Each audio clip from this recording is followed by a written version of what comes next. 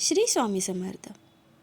आजच्या व्हिडिओमध्ये आपण पाहणार आहोत मंगल कार्यामध्ये केळीच्या झाडाचं काय महत्त्व आहे. चला तर मग व्हिडिओ शेवटपर्यंत नक्की पहा. प्रत्येक मंगल कार्यामध्ये केळीचे महत्त्व तर आहेच, पण त्यामागची कथा काय ते जाणून घेऊया.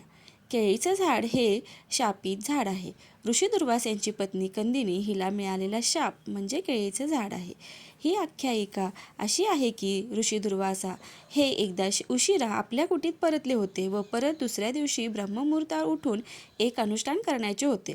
थकून बाकून आल्यामुळे ब्रह्ममुहूर्तावर जाग येईल का नाही सांगता येत नाही, म्हणून त्यांनी आपली पत्नी कंदिनी हिला ब्रह्ममुहूर्तावर उठवण्याचे सांगून झोपी गेले. पण ऋषी पत्नी कंदिनीलाही ब्रह्ममुहूर्तावर जाग आली नाही. जेव्हा सूर्य वर आला तेव्हा ऋषींना जाग आली व ब्रह्ममुहूर्तावर आपणास पत्नीने न उठवल्याने त्यांचा क्रोध अनावर झाला. आपल्या अनुष्ठानामध्ये बाधा आल्यामुळे त्यांनी क्रोधित होऊन आपल्या पत्नीस भस्म होण्याचा शाप दिला. ऋषीपत्नी कंदिनी राख होऊन पडली. ही गोष्ट कंदिनीचे पिता ऋषी अंबरीश यांना समजली. ते दुःखी होऊन त्या राखेकडे पाहू लागले. ऋषी दुर्वासांनाही आपल्या क्रियेचा पश्चाताप झाला. ऋषी दुर्वासा पित्यासमान आपल्या सासऱ्याची क्षमा मागू लागले. ऋषी अंबरीश यांनी ऋषी दुर्वास यांना कंदिनी शापमुक्तीसाठी वृक्ष होण्याचे वरदान द्यावे अशी विनंती केली.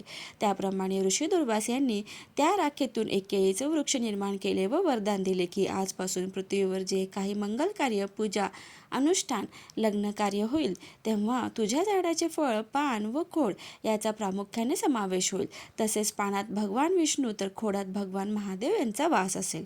म्हणून आपल्या सर्व धार्मिक कार्यात केळी व केळीचे पान व खोड याचा समावेश होऊ लागला. केळीच्या झाडास कंदिनी हे नाव सुद्धा पडले आहे.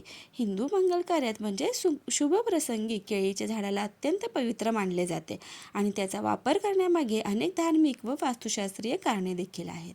विष्णू आणि बृहस्पतीचे प्रतीक. केळीचे झाड भगवान विष्णू आणि बृहस्पती म्हणजे गुरुग्रह यांचे प्रतीक मानले जाते, ज्यामुळे ते मांगलिक कार्यात अत्यंत शुभ असते. मांगलिक कार्यात पवित्रता, लग्नात किंवा इतर शुभ कार्यात केळीच्या खांबांचा म्हणजे स्तंभांचा वापर केल्याने कार्यातील पवित्रता आणि शुद्धता दीर्घकाळ टिकून राहते अशी धारणा आहे. दोष निवारण. घराच्या मुख्य दारावर केळीच्या पानांचा किंवा झाडाचा वापर केल्याने घरातील वास्तुदोष कमी होतात आणि शुभ कार्य निर्विघ्नपणे पार पडतात. समृद्धीचे लक्षण. केळीचे झाड सतत हिरवेगार राहते, जे सौभाग्य व सुख आणि समृद्धीचे लक्षण आहे. थोडक्यात काय तर मंगल कार्यात केळीच्या झाडाचा वापर केल्याने घरातील वातावरण सकारात्मकता येते आणि देवाची कृपा आपल्याला प्राप्त होते.